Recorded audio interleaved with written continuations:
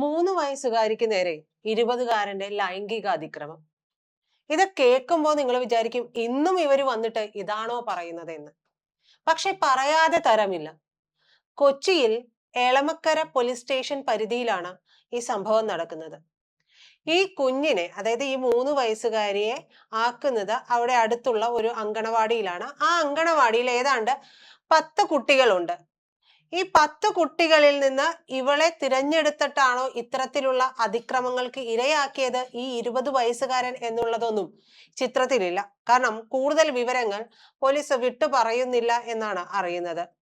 ഒന്ന് ആലോചിച്ച് നോക്കണം. അവിടെ ഈ 10 കുട്ടികളെ കൊണ്ടുവന്ന് വീട്ടിലുള്ള അച്ഛനമ്മമാർ ആക്കിയിട്ട് പോകുകയാണ്. പോകുന്ന കുട്ടികളുടെ സുരക്ഷാ ചുമതല ഏറ്റെടുക്കാനായിട്ട് ഈ അങ്കണവാടി അധികൃതർക്ക് ഉത്തരവാദിത്തമില്ലേ എന്നുള്ളത് ആദ്യത്തെ ചോദ്യം. ഇവര് ഏത് തരത്തിലുള്ള സുരക്ഷയാണ് കുട്ടികൾക്ക് അവിടെ ഒരുക്കുന്നത് എന്നുള്ളതാണ്. എന്തായാലും വീട്ടിൽ വന്ന കുട്ടിയുടെ സ്വഭാവത്തിലോ എന്തോ ശരീരത്തിലോ എന്തെങ്കിലും പാട് കണ്ടിട്ടാണോ എന്നുള്ളതൊന്നും പൂർണ്ണമായിട്ടുള്ള വിവരങ്ങൾ പുറത്തു വന്നിട്ടില്ല. പക്ഷേ വീട്ടുകാരാണ് ഈ വിവരം പോലീസിനെ അറിയിക്കുന്നത്. കുട്ടിയെ സ്ഥിരമായിട്ട് അമ്മയോ അച്ഛനോ കൊണ്ടുവിടാറുമുണ്ട്. സ്ഥിരമായിട്ട് ഈ 20കാരൻ ആ അങ്കണവാടിയിലേക്ക് എത്താറുമുണ്ട്. വീണ്ടും പറയുകയാണ്, വീട്ടുകാരാണ് പരാതി നൽകിയിരിക്കുന്നത്. പരാതിയുടെ അടിസ്ഥാനത്തിൽ പോക്സോ വകുപ്പ് പ്രകാരം FIR രജിസ്റ്റർ ചെയ്യുകയും ചെയ്തിട്ടുണ്ട്. ഇയാളെ വിളിച്ച് ആദ്യം ഈ പരാതിയുടെ അടിസ്ഥാനത്തിൽ ഇയാളെ വിളിച്ച് ചോദ്യം ചെയ്തിരുന്നു എന്നൊക്കെ പറഞ്ഞു കേൾക്കുന്നു. എന്തായാലും ഈ 20കാരൻ ഇപ്പോൾ ഒളിവിലാണ് എന്നുള്ളതാണ് ഏറ്റവും പുതിയ സൂചനകൾ. ഇയാൾക്ക് വേണ്ടിയിട്ടുള്ള അന്വേഷണം ഊർജിതമാക്കുന്നുണ്ട് പോലീസ്. അന്വേഷണം ഊർജിതമാക്കുന്നുണ്ട് എന്ന് പറയുമ്പോഴും ബാക്കിയുള്ള കുട്ടികളുടെ കാര്യത്തിലും നമുക്കറിയാം, ഓരോ അങ്കണവാടികളിലും ഒക്കെ കുട്ടികളെ ആക്കി പോകുന്ന അച്ഛനമ്മമാരുടെ വേദന, ഒരു ടെൻഷൻ എന്തൊക്കെയാണ് എന്നുള്ളത് ഒരമ്മ കൂടിയായിട്ടുള്ള എനിക്ക് മനസ്സിലാകും. നമുക്കറിയാം, നമ്മുടെ കുഞ്ഞുങ്ങളുടെ ഒരു വിരൽ തുമ്പ് മുറിഞ്ഞാൽ പോലും നമുക്കൊന്നും സഹിക്കാൻ കഴിയില്ല.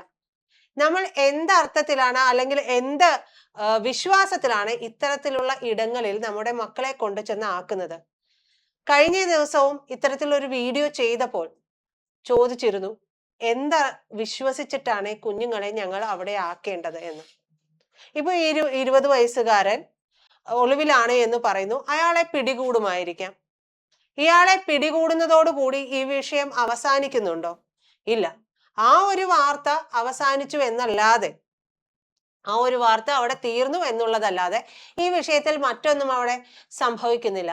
നാളെ പുലരുമ്പോൾ ഒരു പക്ഷേ ഇതിനേക്കാൾ വെട്ടുന്ന തരത്തിലുള്ള മറ്റെന്തെങ്കിലും ഒരു വാർത്തയായിരിക്കാം നമ്മളെ കാത്തിരിക്കുന്നത്. ക്രൂരതകളുടെ എണ്ണം കൂടുന്ന ലോകമാണ് നമുക്ക് ചുറ്റുമുള്ളത്. ഈ ക്രൂരത കാണിക്കുന്നതിന് ആൺപെൺ വ്യത്യാസവുമില്ല, പ്രായ വ്യത്യാസവുമില്ല. അപ്പോൾ ചെറുപ്പക്കാരിലാണ് ഇത്തരത്തിലുള്ള കാര്യങ്ങൾ കൂടുതൽ എന്ന് പറയാൻ നമുക്ക് സാധിക്കില്ല.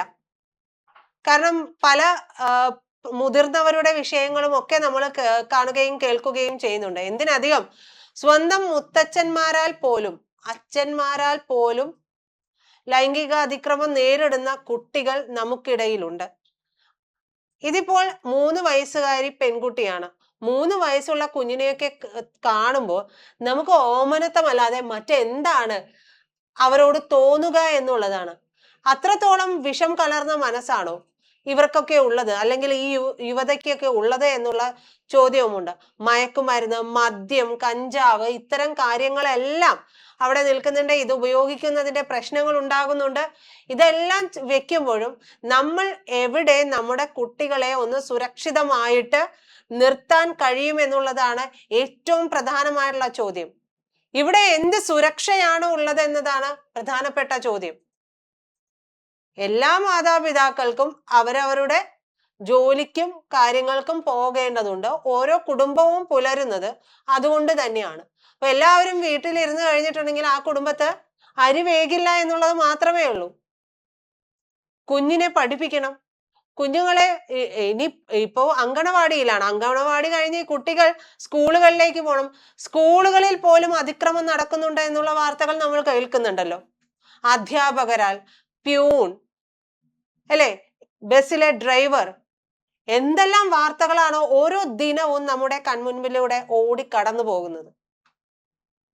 ഈ 20കാരന്റെ കാര്യം പറയുമ്പോൾ 20കാരൻ അവിടെ സ്ഥിരമായി വരാറുണ്ട് എന്നാണ് അച്ഛനമ്മമാർ പറഞ്ഞിരിക്കുന്ന കാര്യം.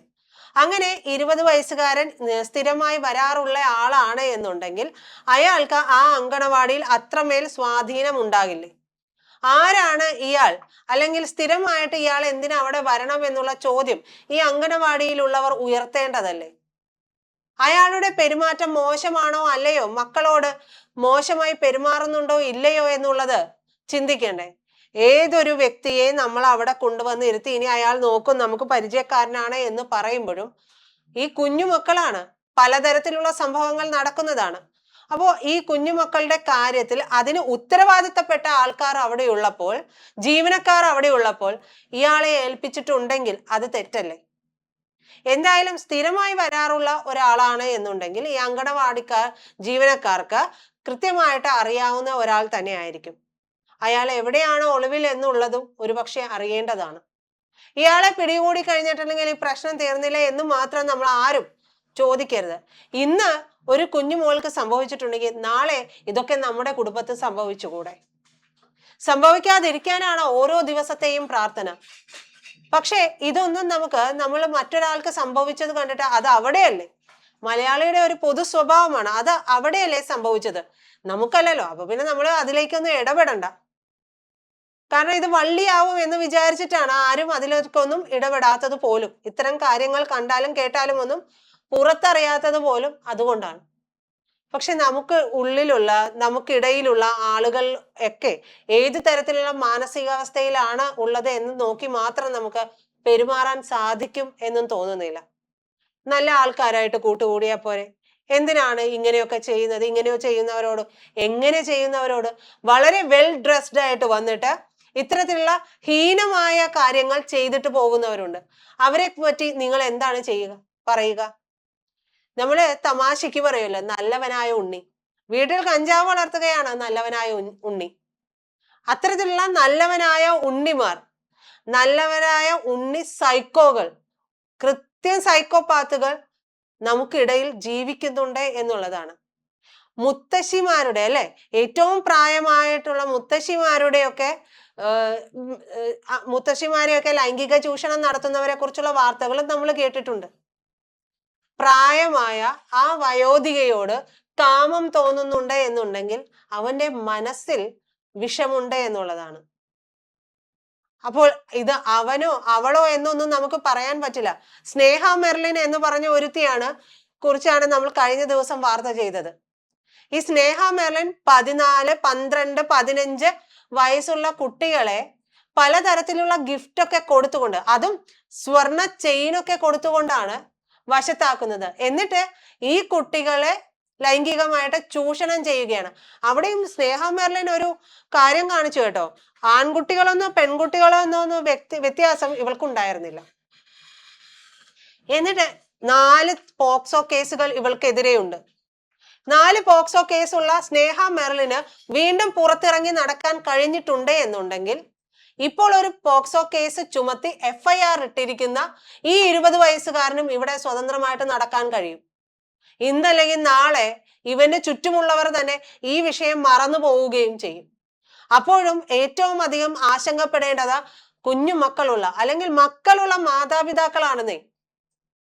അവരവരുടെ മക്കളെ എന്ത് ധൈര്യത്തിൽ പുറത്തു വിടും, പഠിക്കാൻ വിടും, അങ്കണവാടികളിൽ വിടും.